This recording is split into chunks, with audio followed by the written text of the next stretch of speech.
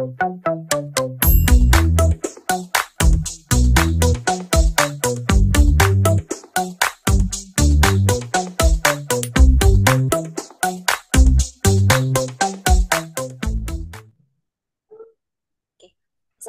Pak Abdul Muthalib. Warahmatullahi wabarakatuh. Maaf, kami meminta waktu Bapak sejenak untuk wawancara tentang eksplorasi penyebab masalah di PPG Daljab Gelombang kedua kategori 1 ini. Untuk pertanyaan pertama Bapak, dimulai dari saya dulu. Saya Siti Dini Novita Lubis dari SMA Negeri 1 Tenom Kabupaten Aceh Jaya. Pertanyaan pertama adalah Bapak, apa penyebab merendahnya motivasi belajar siswa menurut Bapak? Terima kasih. Terima kasih. Assalamualaikum warahmatullahi wabarakatuh. Waalaikumsalam warahmatullahi wabarakatuh. Nama kami Haji Abdul Muthalib SPD, pengawas pembina SMA Negeri 1 Tenom sekaligus pengawas SMA Kabupaten Aceh Jaya yang meliputi 8 sekolah. Baiklah, kita menanggapi yang disampaikan oleh Bu Dini tadi tentang hal saat kita ketahui secara menyeluruh minat belajar daripada siswa kurang.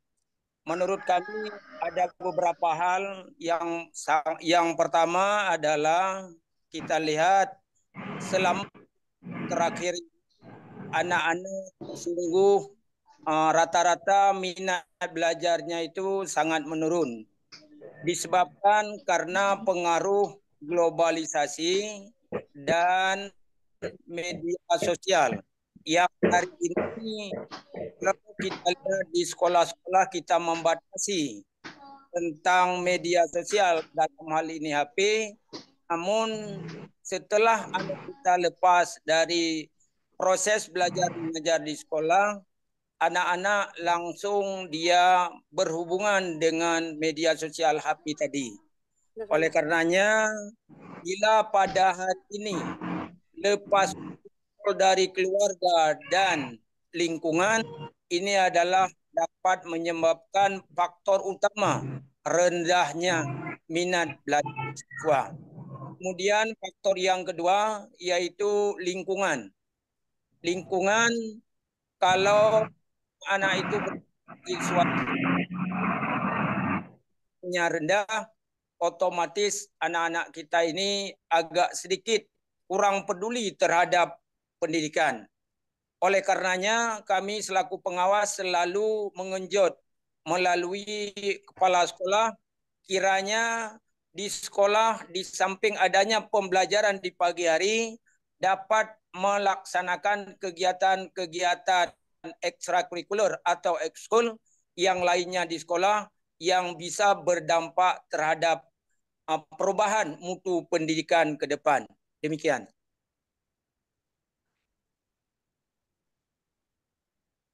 Baik, terima kasih Bapak. Untuk pertanyaan selanjutnya, apa penyebab siswa SMA ini ada yang belum mampu membaca dengan baik? Jangankan dengan bahasa Inggris, bahasa Indonesia saja susah membaca. Kira-kira menurut Bapak apa penyebab yang terjadi Bapak? Ya, terima kasih. Ini sangat baik pertanyaannya dan sudah sangat bagus.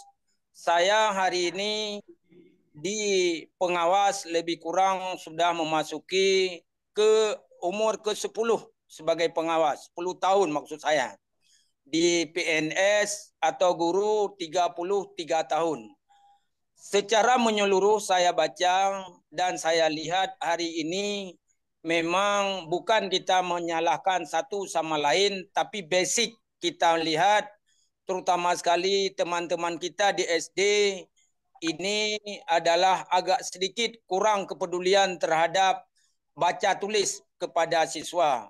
Bahkan hari ini saya ada cucu 4 sekolah di SD Min.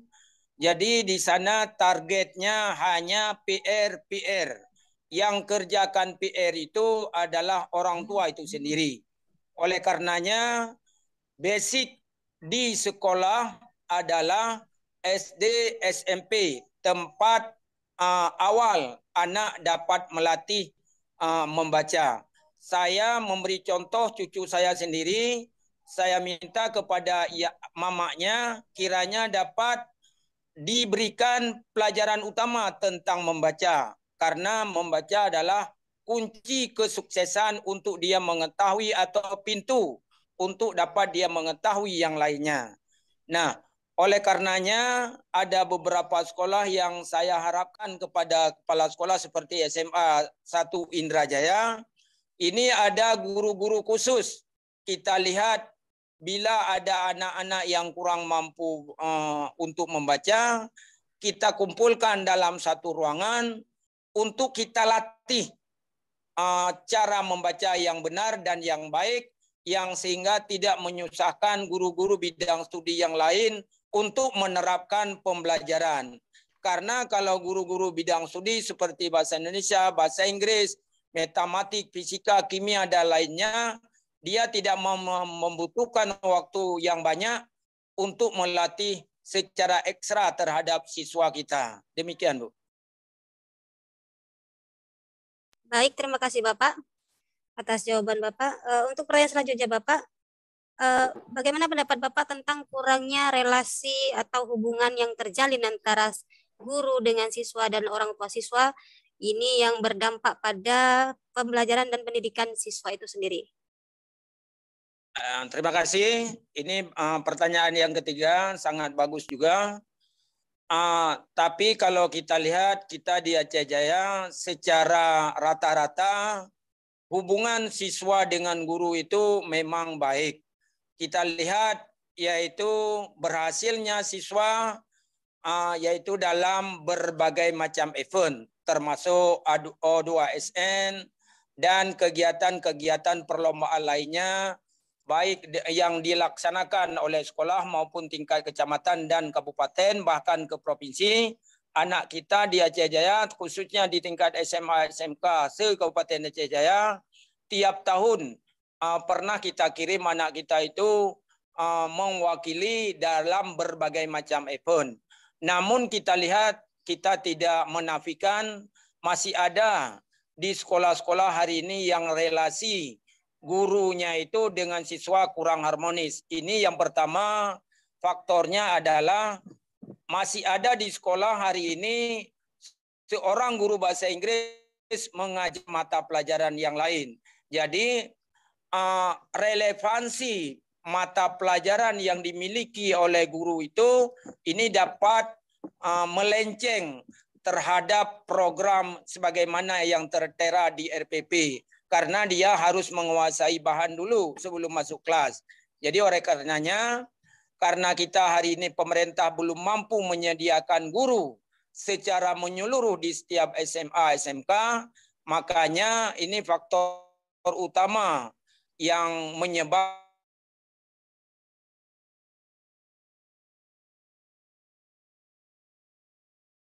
siswa rata-rata memang di Aceh Jaya tingkat kepedulian daripada orang tuanya itu masih kurang terhadap keberlangsungan pendidikan anaknya. Artinya apa? Rata-rata orang tuanya itu anak sekolah kurang kontrol dari orang tua. Oleh karenanya ini adalah merupakan juga faktor yang bisa menyebabkan kurangnya relasi antara siswa guru di sekolah. Kemudian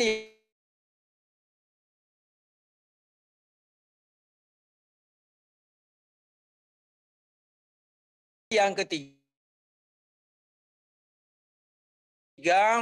tidak, tapi secara umum di Aceh Jaya 60% siswa kita itu rata-rata malam boarding di pesantren, pagi harinya dia adalah di sekolah. Jadi oleh karenanya kalau persentase relasi siswa dengan guru saya lihat di Aceh Jaya bisa kita kategorikan sekitar 40% yang masih kurang. Ini terus kita bina pelan-pelan sehingga tahun demi tahun grafik ini bisa terus meningkat dan bisa menuju peningkatan mutu pendidikan sebagaimana yang diharapkan oleh pemerintah. Terima kasih. Oke, baik Pak. Untuk teman-teman lain, Bapak Ibu silahkan bertanya ke Bapak pengawas kita. Izin Pak bertanya. Terima kasih. Nama saya Erwanto Nebaho dari SMA Negeri 2 Tanah Putih, Ujung Tanjung, Rohil, Rokan Hilir. Saya mau bertanya Pak, apakah penyebab guru belum melaksanakan kegiatan pembelajaran sesuai dengan RPP? Terima kasih. Pak Wanto, pertanyaannya sangat bagus. Tapi karena tingkat persentase pertanyaan Bapak ini adalah sekarang rata-rata guru kita ini, terutama sekali sekolah yang binaan saya, ini saya selalu menuntun kepada guru, kiranya setiap guru masuk wajib membawa perangkat pembelajaran dalam hal ini RPP atau modul dalam kurikulum Merdeka, yang sehingga dengan adanya RPP itu adalah merupakan rambu utama guru untuk memberikan pelajaran. Tapi kita tidak menafikan masih ada melaksanakan tugas sebagaimana mestinya, artinya setiap pembelajaran tidak diiringi dengan RPP, masih ada. Guru-guru kita itu yang tidak relevan, artinya masih ada guru fisika yang mengajar biologi, masih ada guru bahasa Indonesia yang mengajar sejarah, atau sebaliknya dan sebaliknya. Ini yang faktor yang rata-rata di situ, karena kalau kita genjot guru-guru kita, dia selalu, Pak, saya menyiapkan perangkat pembelajaran saya dulu. Setelah itu nanti akan saya siapkan perangkat pembelajaran tambahan yang diberikan oleh kepala sekolah. Nah, jadi karena mungkin kita nanti kontrol kita tidak setiap hari ke sekolah itu, seperti saya sampaikan tadi, saya adalah memiliki 8 sekolah yang geografi sekolah luar biasa, titiknya itu lebih 100 kilo lebih saya harus menempuh ke sekolah sasaran. Nah, jadi ini keteledoran kami pengawas juga saya akui, yang sehingga teman-teman kita masih menggunakan pembelajaran tanpa ada RPP. Tapi Bapak Kacapdin setiap tahun, seperti tahun kemarin, kita terus menggali melalui verifikasi perangkat pembelajaran guru. Seperti Bu Dina ini pernah merasakan, kita melakukan verifikasi di kantor Capdim, dan juga diiringi oleh pengawas pembina ke sekolah masing-masing, yang sehingga kita tuntut guru pada saat proses belajar mengajar berlangsung wajib membawa RPP. Tapi masih ada juga, Pak, saya tidak menafikan masih ada teman-teman kita yang belum begitu sempurna membawa RPP dalam pembelajaran, karena faktornya seperti yang saya sampaikan tadi, Pak Irwanto. Terima kasih. Oke Pak, mungkin pertanyaannya lanjutan Pak ya. Apakah ada pelatihan Pak pembuatan perangkat pembelajaran Pak yang disediakan oleh pihak terkait Pak? Terima kasih. Pelatihannya. Ya, terima kasih. Kita secara regional di provinsi ini ada Pak, tapi persentasenya itu masih sangat kecil, ya kan? Karena mereka ini mungkin saya lihat di tingkat provinsi melaksanakan kegiatan itu yaitu copy paste tahun lalu, Pak. Jadi di raker-raker pengawas kita memberikan masukan seperti yang Bapak maksud tadi, yang sehingga yang berkewajiban seperti dalam hal ini yaitu Bapak Kabid Pembinaan SMA, kiranya dalam pelatihan-pelatihan ke depan adanya pelaksanaan kegiatan yaitu tentang pelaah RPP atau menyempurnakan perangkat pembelajaran guru. Nah, kalau kita di Aceh Jaya ada tahun ini kalau tidak salah saya ada 4 mata pelajaran yang sudah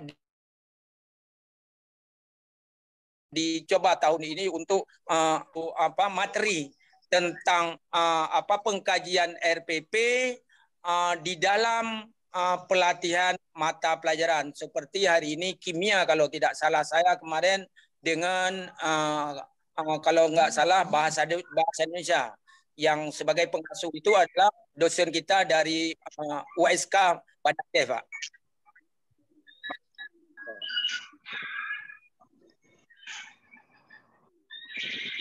Oke Pak, terima kasih Pak. Mungkin dialihkan ke teman yang lain Pak. Assalamualaikum warahmatullahi wabarakatuh. Terima kasih Pak. Assalamualaikum warahmatullahi wabarakatuh. Waalaikumsalam warahmatullahi wabarakatuh. Perkenalkan Bapak, nama saya Muksalmina Pak. Saya dari Aceh Utara Pak.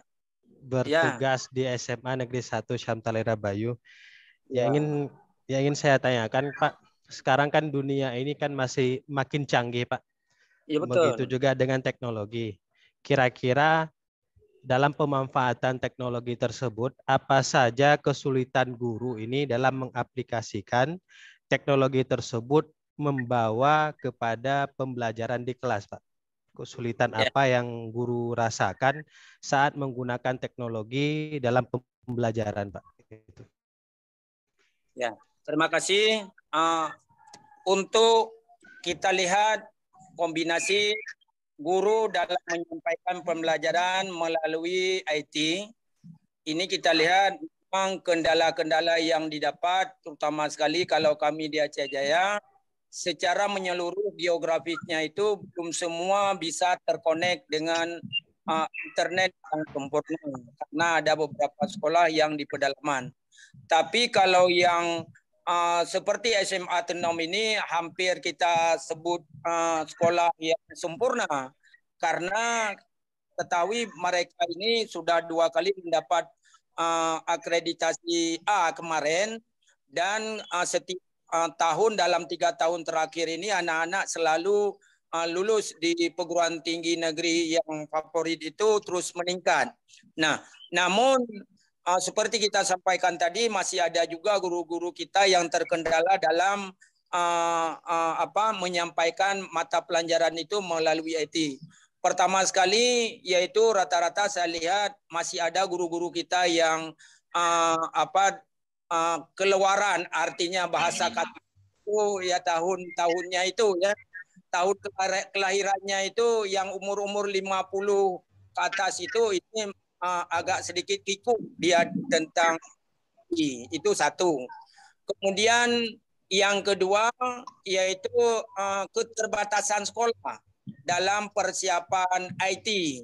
Artinya kepala sekolah pelan-pelan, kalau kami di Aceh Jaya tingkat jumlah siswanya itu SMA Tenom itu adalah merupakan peringkat pertama memang di Aceh Jaya jumlah siswanya, tapi masih 300. Jadi maksud saya dengan jumlah siswa yang terbatas itu sumber dana bosnya itu sangat sedikit, yang sehingga kepala sekolah agak susah menyiapkan perangkat IT-nya itu secara artinya dia harus secara bertahap menyiapkan perangkat IT-nya itu. Karena kami di Aceh Jaya untuk dana pendidikan itu hanya semata-mata melalui dana bos, tidak ada dipungut dana komite dan lain-lain dan sebagainya. Makanya kepala sekolah lambat laun setiap per semester itu menyiapkan atau per triwulan itu menyiapkan perangkat IT-nya itu secara bertahap. Kalau di SMA Tenom saya lihat hampir 60% guru-guru kita itu menggunakan perangkat IT. Namun yang mendapat kendala adalah teman-teman kita tadi yang belum bersahabat dengan perangkat IT. Ini kalau Bu Dina saya lihat luar biasa, dan beliau ini mampu juga memberikan mata pelajaran, bisa memberikan ilmu-ilmu IT-nya itu kepada teman-teman yang lain yang waktu saya datang ke sekolah. Luar biasa, Pak. Terima kasih Pak Mina. Terima kasih. Menyambung yang tadi Pak, sama-sama menyambung yang tadi Pak. Apakah ada yang diberikan kepada guru terkait pembelajaran berbasis IT ini Pak? Pak, Terima kasih. Untuk tahun ini cabang dinas kita melaksanakan pelatihan item, Pak. 14 item, 2 item khusus tentang penerapan IT. Jadi oleh karenanya Pak Capdin sangat antusias. Dia mengharapkan guru-guru kita ke depan, terutama sekali yang muda-muda ini, kiranya dapat menguasai IT dan bersahabat dengan IT, artinya dia mampu menerapkan pelajarannya itu melalui penerapan melalui media IT tersebut, Pak Muktamina. Terima kasih banyak Bapak. Saya kembalikan kepada moderator. Oke. Silakan Ibu Nurfadilah dulu bertanya ke Bapak Abdul Talib. Ya, baik. Assalamualaikum warahmatullahi wabarakatuh. Waalaikumsalam warahmatullahi wabarakatuh. Perkenalkan, nama saya Nurfadilah. Saya berasal dari Riau.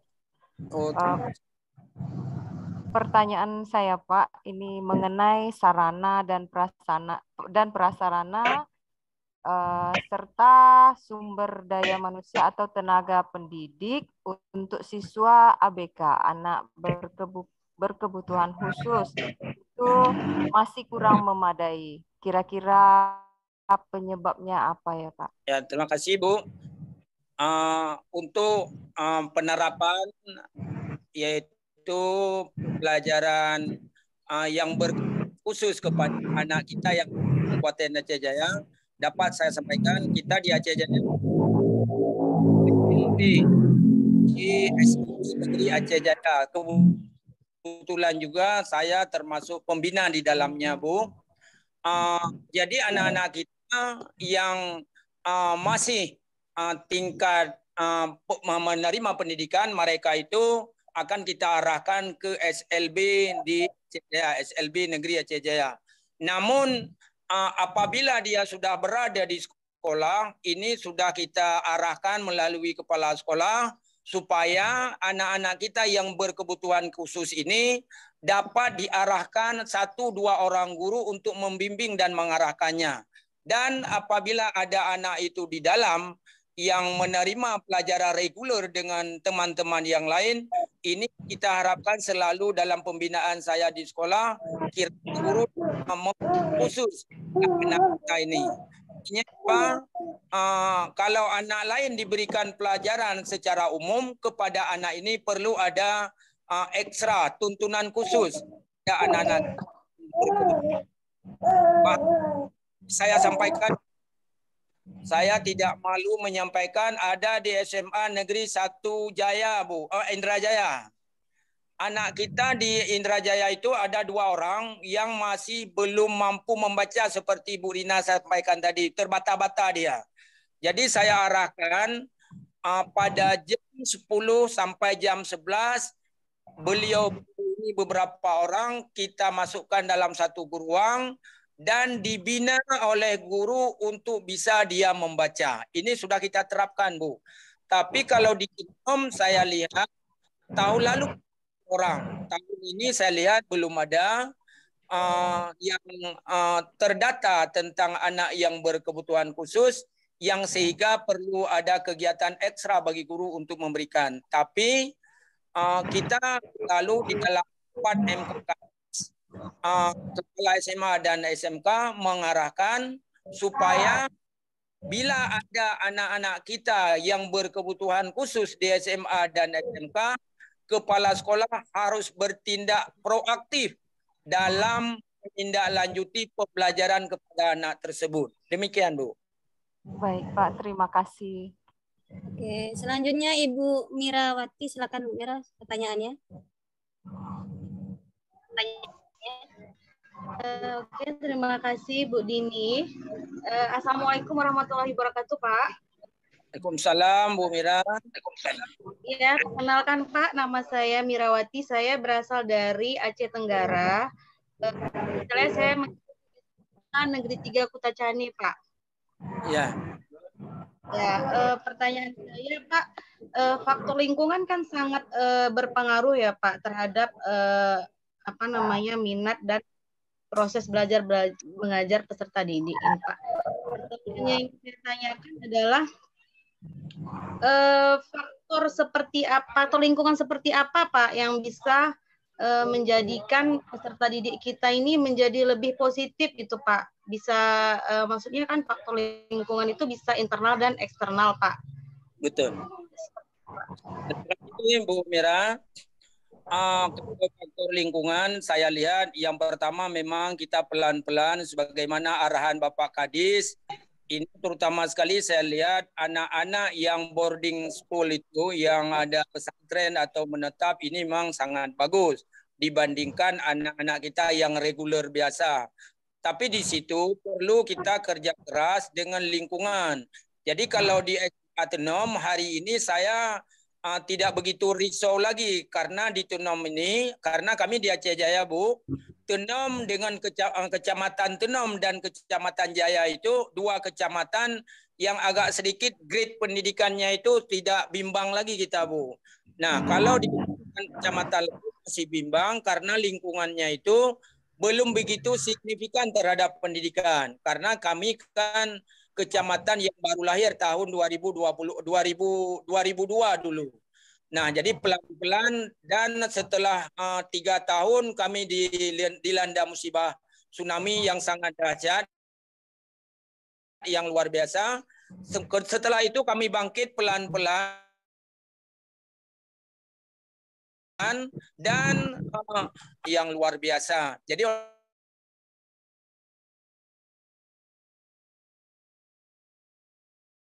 olehnya lihat kan artinya yang berjurus ke negatif.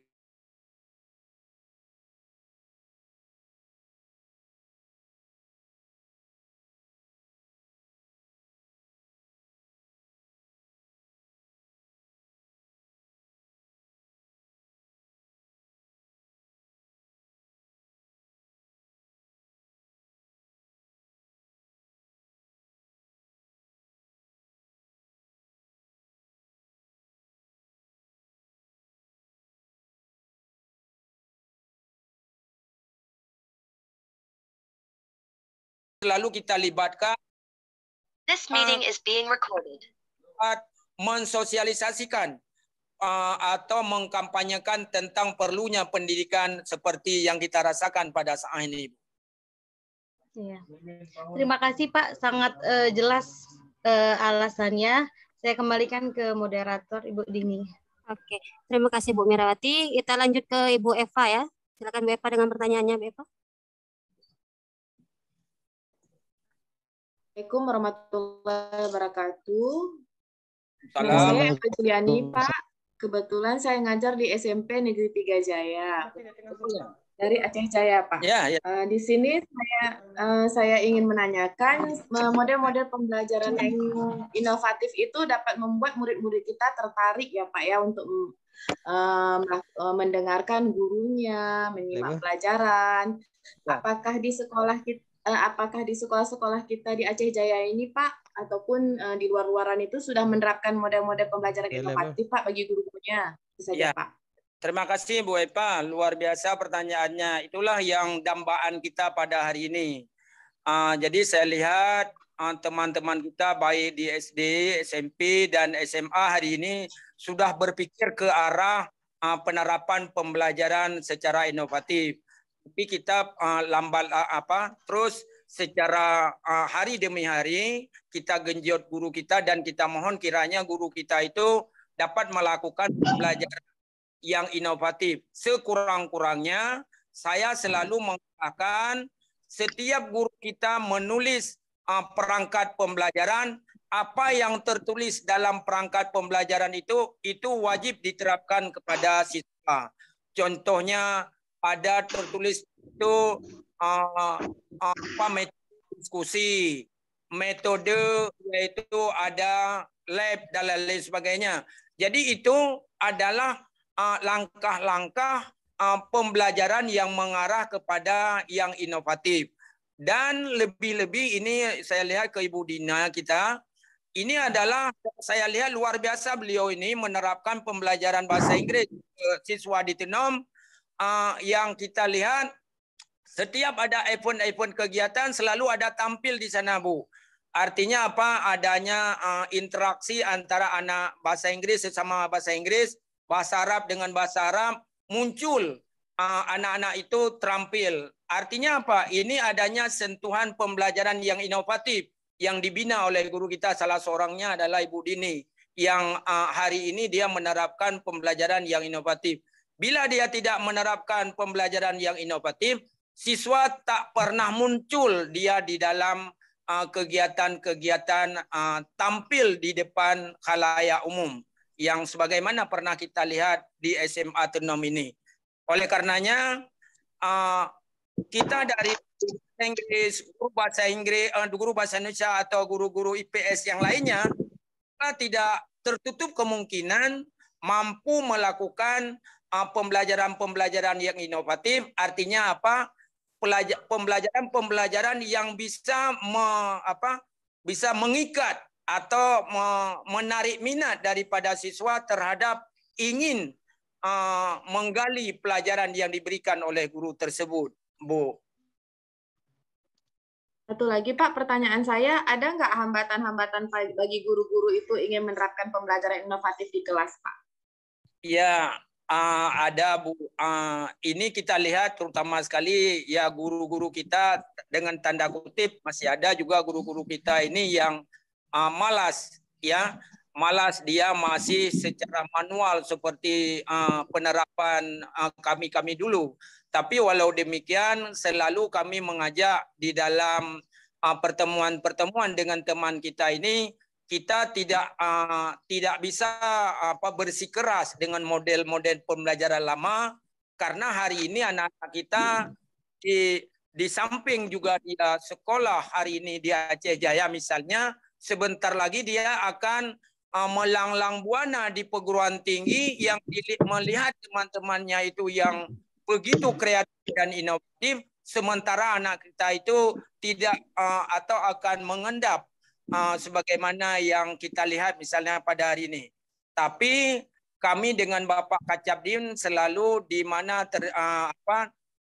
adanya pertemuan dengan guru, selalu kami mengharapkan dalam penerapan pembelajaran itu harus mengikuti situasi zaman yang kita lihat pada hari ini, yaitu mengacu kepada yang pembelajaran dan kreatif sebagaimana yang diharapkan oleh perangkat pembelajaran kita RPP dan modul yang pada saat ini. Demikian Bu Eva. Terima kasih Pak.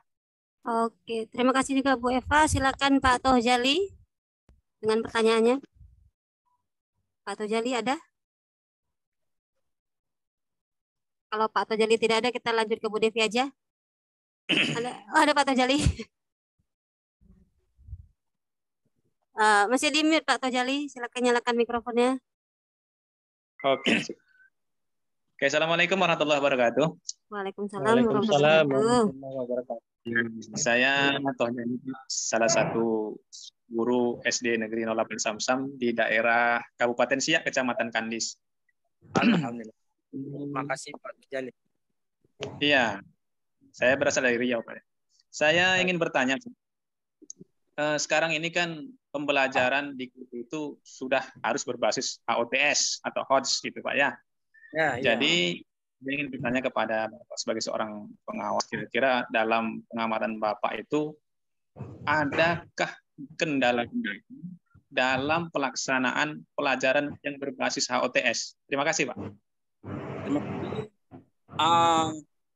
Pertanyaan Bapak sangat sempurna dan sangat bagus.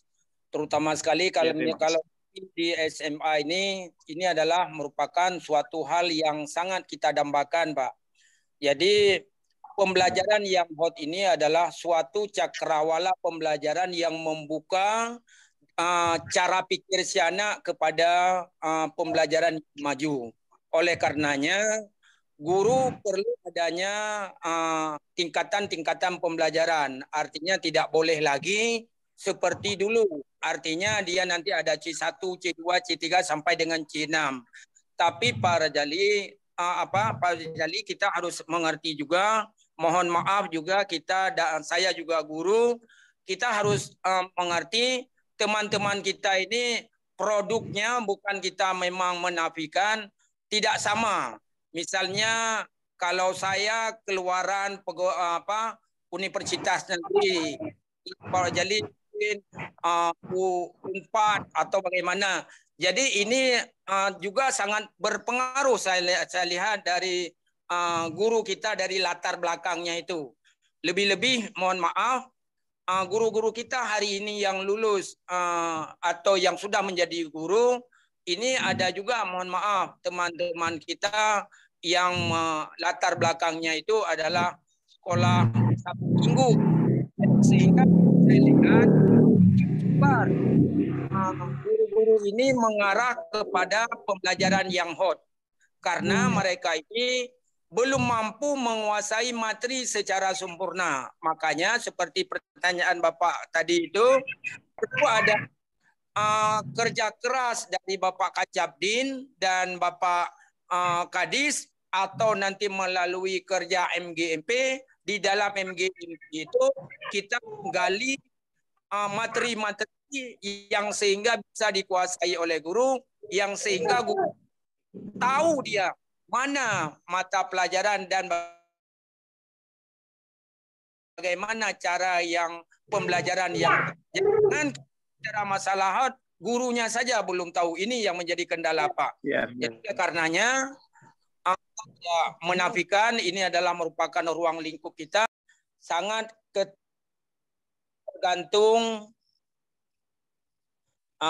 tergantung pada guru yang ada di sekolah. Artinya yang pertama sekali guru kita itu harus sesuai dengan basicnya. Yang kedua dia mampu menguasai materi. Kemudian yang ketiga guru itu mampu menyiapkan perangkat pembelajaran yang bernuansa hot tadi. Nah, oleh karenanya kami selalu mengharapkan kepada guru-guru kita, kiranya guru harus betul-betul siap dalam menyiapkan pembelajaran dan menerapkan di kelas dalam pembelajaran di depan kelas yang bersifat yaitu ada artinya tahap-tahapnya itu. Artinya jangan hot langsung atau loss terus. Jadi harus adanya sesuai dengan, makanya di sini nanti akan kami periksa melalui RPP daripada seorang guru. Nah, kalau misalnya anak kelas 3 SMA, ini hotnya itu harus 60-40, itu paling kurang kita minta. Tapi kalau di kelas 1 masih bisa misalnya 50-50. Nah, oleh karenanya kami selalu mengarahkan teman-teman pengawas untuk memverifikasi tentang RPP guru yang sehingga bisa dia arahkan. Dan kami juga ada masuk untuk melihat mensupervisi guru-guru kita cara memberikan pembelajaran yang bernuansa hot yang seperti Pak Rajali. Saya rasa demikian Bu Pak Rajali. Terima kasih Pak. Ya, terima kasih Bu. Ya, silakan Ibu Nevi dengan pertanyaannya. Assalamualaikum warahmatullahi wabarakatuh. Terima kasih Pak sudah menjadi. Ya, terima kasih Pak sudah memberikan waktu dan tempatannya supaya kami bisa bertanya dan menjawab, dan Bapak bisa menjawab pertanyaan terhadap permasalahan yang nanti di grup siapa yang bertanya nih Pak. Rata-rata sudah dijawab, tapi yang lebih fokusnya di diferensiasi Pak, kan ada metode yang pemilihan antara siswa level high, medium sama yang low, tapi pada di lapangan kan kebanyakan guru menyamaratakan seluruh kemampuan siswa gitu Pak. Apa sih yang kendalanya sehingga kebanyakan guru itu sulit untuk menerapkan metode diferensiasi. Satu lagi Pak, sama kan sebenarnya yang tadi menyambung masalah model-model pembelajaran inovatif, tapi di lapangan misalnya di dalam RPP-nya sudah dibuat rancangan sebagus mungkin terhadap metode pembelajaran PJBL atau PBL, tapi tetap pada saat di lapangan banyak guru yang pengajarannya itu terpusat pada guru, bukan mendidik siswa lebih inovatif dan kreatif. Terima kasih Pak atas kesempatannya. Assalamualaikum. Luar biasa pertanyaannya, artinya pembelajaran yang masih dominan di guru ya. Ini saya lihat yang pertama sekali Bu, pertama sekali kalau kita lihat yang sangat dominan itu mata pelajaran yang IPA Bu. Contohnya kimia, yang banyak hitungan. Anak-anak kita pada hari ini dia tidak mampu dalam hal hitungan, yang sehingga guru kita apabila dia mengarahkan kepada hot, jadi anak kita tidak bisa kejar. Dan yang menjadi kendala kita di Aceh, anak-anak kita hanya semata-mata menerima pembelajaran di sekolah tanpa dibaringi dengan les atau kegiatan pembelajaran di rumah ini. Tapi saya lihat kalau penerapan di SD hari ini sudah bagus, ya kan? Bahkan cucu saya hari ini masih kelas 1, sudah saya kasih di les. Jadi di les itu saya lihat anak-anak kita mampu dia untuk bekerja lebih ekstra lagi, karena di sana nanti ada pembelajaran tentang hitungan, tentang lain-lain sebagainya. Tapi saya lihat kalau misalnya di pembelajaran sosial, misalnya seperti bahasa Indonesia, bahasa Inggris, dan pelajaran-pelajaran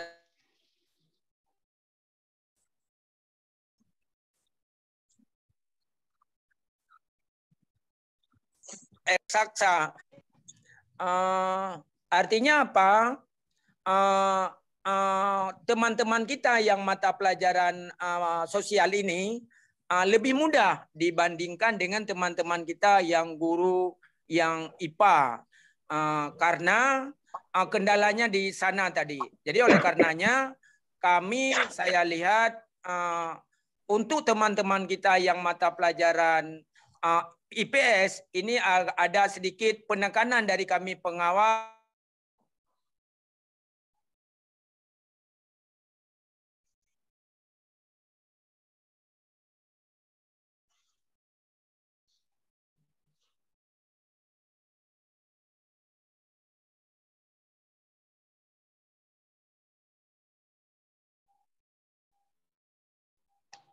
Mau Bapak itu kucing lama kurangnya apa yang buat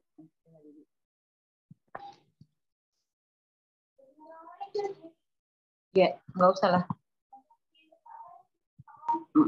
jadi kan nggak bagus nih kayaknya ya. Jaringan kayaknya ini si Bapak hilang. Iya, jaringan udah masuk lagi. Tarang nado. Oke, si Bapak udah masuk. Halo Bapak, masih mute. Kayaknya habis Ibu siapa? Habis Bu Nurjazili kita sudah aja? Apa gimana? Saya sekali, boleh Kak? Siapa? Yusra. Oh, siapa yang belum tanya? Yusra, Bu Nurjazili, Kak Marlin. Yusra belum. Bu Priska juga ya? Belum juga. Agak berbeda nih Kak. Iya, nggak apa-apa. Ada satu tentang paguyuban, nggak apa-apa lah nanti ya. Nggak apa-apa. Ini kayak Bapak ini kalau misalnya pertanyaan kita kan rata-rata Bu Din sibuk mungkin ya. Sama ya. Jadi kita nanti kan merangkum jawaban nih Bapak tuh kan nggak masalah kan? Nggak masalah. Udah terjawab semuanya. Karena kan udah terjawab semuanya. Ya, kita juga ada nampak di situ ceritanya. Iya. Alhamdulillah lah udah terjawab 6 poin sudah terjawab. Tapi emang pertanyaan Ayusra agak berbeda nih, penasaran juga. Itulah sebenarnya Bapak. Bapak kayaknya nggak pas jaringan ini. Penasaran? Halo Pak. Berapa menit lagi ya Bu Dini? Ini bisa? Nggak kelihatan kayaknya soalnya. Keluar deh. Apa kayak nggak bisa masuk? Oh ada masih. Cuman nggak bisa. Jaringan nggak bagus kayaknya. Saya HP di ruangan sana bentar ya. Aku kayak keluar tuh jaringanku hilang karena angin badai. Assalamualaikum Bu Dini. Oke, ya. Salam Bapak, silakan masuk lagi. Ya, mohon maaf tadi anak saya minta uang dia. Oh iya. Berarti tadi pertanyaan dari Bu Nevi udah terjawab ya Pak ya? Ya, alhamdulillah. Sekarang kita lanjut ke Bu Nurjazili ya. Terima kasih banyak. Oke, silakan Bu Nur. Bu Dini. Assalamualaikum warahmatullahi wabarakatuh. Terima kasih Pak terima kasih Pak atas kesempatannya. Saya Nur Zazili dari Riau, Pak. Ya, terima Saya kasih. mau bertanya ini Pak, apa faktor penyebab siswa pasif dan malas berpikir ketika mengalami kesulitan belajar di dalam kelas? Ya, luar biasa. Terima kasih Bu Bu Nur Zazili. Ya, ini terutama sekali Bu, kalau kami di desa ini memang di daerah perkampungan, itulah kendala utama memang. Anak rata-rata boleh kita sebut pasif. Ini adalah perlu adanya sentuhan tangan manis dari guru. Makanya saya agak sedikit bergembira kalau di Tenom teman-teman kita masih muda-muda dan mampu untuk membangun yaitu minat siswa untuk belajar. Jadi melalui pembelajaran yang bersifat diskusi. Saya selalu mengarahkan seperti Bu Dini dan teman-teman yang lainnya, pembelajaran itu tidak boleh hanya monoton di kelas, tapi perlu sekali-sekali kita buat di alam bebas, di luar, yang sehingga kreasi pembelajarannya itu bisa ada pembaharuan yang luar biasa. Jadi anak-anak yang pasif ini tadi Bu, karena memang terutama sekali seperti tadi, dia untuk mengungkapkan pertanyaan itu dengan bahasa Indonesia agak kurang menguasai bahasa Indonesianya itu karena dia masih dengan bahasa daerah. Jadi oleh karenanya saya juga memberi masukan kepada guru-guru, terima saja anak-anak dia menanyakan atau berdiskusi dengan bahasa daerah yang artinya kita mengarah kepada pembelajaran yang kita tuju. Nah, artinya tidak lepas sebagaimana yang kita harapkan. Karena kalau kita mengharapkan hanya semata-mata melalui diskusi melalui bahasa Indonesia, ini anak kita agak sedikit kurang respect dia terhadap pelajaran karena memang untuk mengeluarkannya itu agak sedikit singkat. Tapi ada beberapa kelompok siswa yang dibuat kelompok-kelompok diskusi, ini lebih kreatif anak-anak dalam menyampaikan pembelajarannya. Jadi yang sehingga pembelajaran yang kurang respect tadi itu adalah anak-anak yang kurang menguasai bahasa seperti yang kita harapkan yaitu dengan bahasa Indonesia. Namun kami mengharap sangat kepada guru baik di dalam diskusi kelompok maupun kegiatan-kegiatan yang lainnya harus kita mengarahkan boleh anak-anak menyampaikan pembelajarannya itu dengan bahasa daerah, tapi nanti diulang dan disempurnakan oleh guru. Demikian, Bu. Ya Pak, terima kasih Pak. Alhamdulillah saya puas dengan jawaban Bapak. Saya kembalikan ke Bu Dini. Ya, terima kasih Bu. Dari sini kita lanjut ke Ibu Yusra. Silakan Ibu Yusra. Terima kasih. Assalamualaikum warahmatullahi wabarakatuh. Waalaikumsalam warahmatullahi wabarakatuh. Terima kasih Bapak atas kesempatannya. Saya ingin menanyakan Pak, seperti kita ketahui sebelumnya, peran orang tua juga sangat berpengaruh terhadap pendidikan dan keberhasilan siswa dalam pembelajarannya di sekolah. Jadi menurut Bapak sebagai pengawas, apakah pihak-pihak sekolah perlu melakukan program parenting supaya masalah-masalah siswa tersebut dapat disampaikan mungkin kepada orang tuanya langsung. Ya, mungkin ada kendala-kendala dapat disampaikan langsung. Terima kasih Bapak. Baik, ini kan kuat suaranya. Ya. Terima kasih. Inilah yang kita lakukan sekarang Bu, yang sehingga di dalam rapat MKKS kami selalu menyampaikan kepada ketua MKKS dan teman-teman kepala sekolah, di sekolah itu dalam 1 tahun wajib paling kurang itu Bu 2 kali setahun melakukan yaitu rapat koordinasi dengan wali murid, yaitu pada saat pengambilan rapor di semester ganjil dan semester genap. Nah, untuk anak-anak yang PPDB atau anak baru ini perlu begitu masuk dia awalnya harus kita buat pertemuan dengan wali siswa. Karena hari ini seperti yang Ibu sampaikan, cukup banyak juga orang tua siswa itu yang setelah anaknya berada di sekolah dia tidak begitu open. Nah, baru dia tahu nanti setelah 3 tahun kemudian. Kurang respect terhadap bagaimana keberadaan anaknya di sekolah. Tapi ada juga tidak tertutup kemungkinan sekitar kalau di Aceh Jaya itu lebih kurang ada sekitar 45% Bu ya. Yang hari ini saya lihat orang tuanya itu sudah agak sedikit peduli dia dengan pendidikan karena dia lihat anak orang begitu keluar dari SMA 4 tahun sudah selesai menjadi sarjana. Ini adalah anak-anak selalu yang adanya binaan dan yang adanya kepedulian daripada kedua orang tuanya. Oleh karenanya ini adalah merupakan suatu tren model yang di Aceh Jaya hari ini kepedulian orang tua atau lingkungan sudah terus begitu meningkat tuh. Terhadap kepedulian lingkungan terhadap keberadaan siswa di sekolah. Demikian Bu Yusra. Baik Pak, terima kasih atas jawabannya. Kebetulan saya sekolah.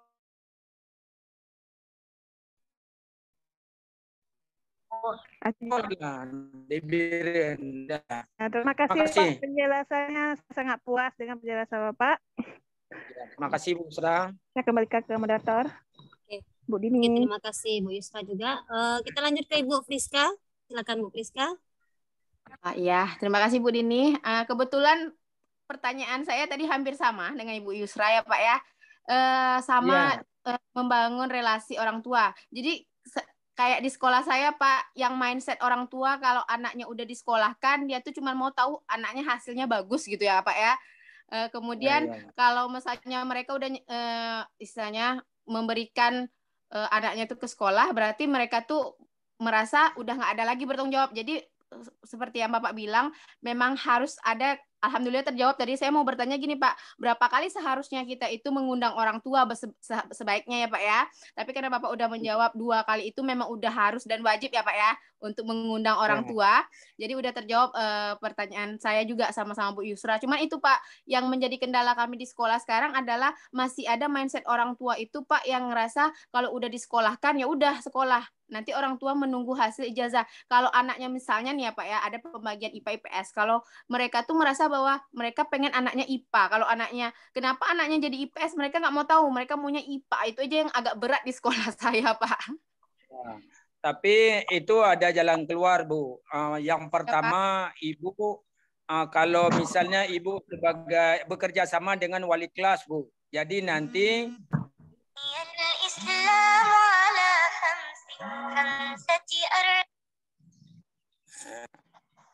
Ana bailan cici Najame ada tamu cici ya, ada tamu. Ada tamu. Ya. Jangan ada tamu nih ya.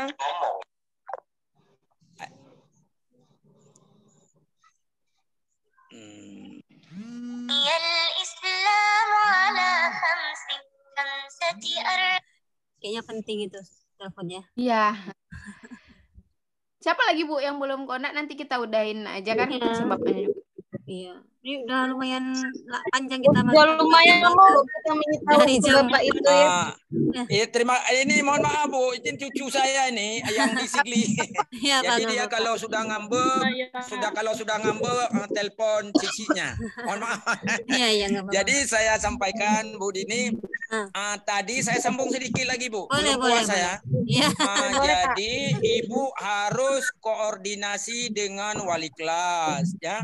Jadi nanti di mana ada pertemuan dengan wali kelas, Ibu masuk menyampaikan bagaimana cara dan teknis seseorang siswa dia kita tempatkan di jurusan IPA, IPS atau lain sebagainya.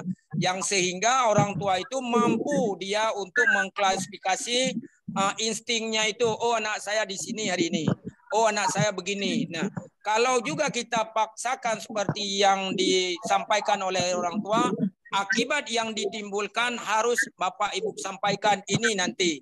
Artinya anak-anak apabila kita paksakan di dalam satu jurusan, dia tidak nanti matching dengan jurusan tersebut, ini akan bermuara kepada dampak yang tidak bisa kita harapkan. Tapi kalau nanti Bapak Ibu menyampaikan kepada orang tua secara kontinu dan mampu dia mencerna, mungkin saya rasa tidak dapat menimbulkan suatu efek yang tidak kita harapkan. Demikian, Bu. Ya, Bapak, terima kasih banyak, Bapak. Insya Allah akan saya. Oke, teman-teman yang lain, saya rasa sudah tercover semua materi kita ya. Sudah tercover semua ya. Ya sudah, kalau begitu kita sudah puas juga kan. Kami berterima kasih sekali sama Bapak karena sudah menyita waktu Bapak cukup lama. Ya Pak ya, Pak Abdul Talib. Terima kasih Bu Dini. Saya walaupun lama, artinya perasaan saya baru 10 menit karena ini adalah saya berada di dalam ekosistem guru. Luar biasa. Ini memang cita-cita saya, apa yang diterapkan di benak saya. Demikian juga di mana tanah guru, di mana tanah pendidikan juga harus sama, kita menerapkan konsep yang sama supaya mengarah kepada muara peningkatan mutu pendidikan baik di Aceh maupun di luar Aceh. Demikian Bu Dini. Iya, terima kasih sekali Bapak. Kami betul-betul terima kasih semua. Terima kasih atas waktu Bapak. Kami sudahi. Assalamualaikum warahmatullahi wabarakatuh. Selamat beristirahat Bapak. Terima kasih. Waalaikumsalam warahmatullahi wabarakatuh. Saya mohon maaf juga. Ya. Mungkin dalam penyampaian ada sana sini yang kurang berkenan. Alhamdulillah puas Bapak ya. Oke Pak, silakan. Ya, silakan leave room Bapak. Terima kasih. Oke. Ya. Bu Dini, ya udah nggak usah lagi ya. Berarti ada yang mau dibilang nih sekalian pas kita lagi di sini. Dini langsung silakan live Bapak. Karena kalau nggak live. Soalnya Bapak pengawas saya itu Bu emang suka ngobrol orangnya. Makanya dia satu pertanyaan aja cukup 10 menit lebih kita jawab itu. Iya, kita yang segan kan. Dia